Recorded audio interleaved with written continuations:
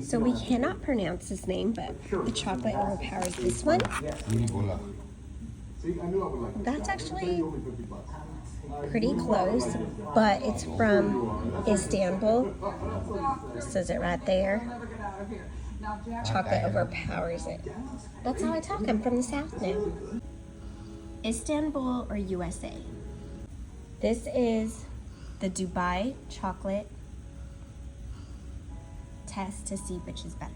So this has to be really exciting. So tell us what you found. This one is from Turkey, and this has a far more prettier box than this one.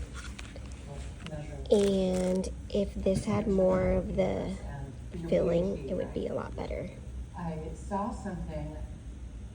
As far as the Dubai Chocolate Challenge, this is the winner, and it is, of course, USA. No bias, but it won.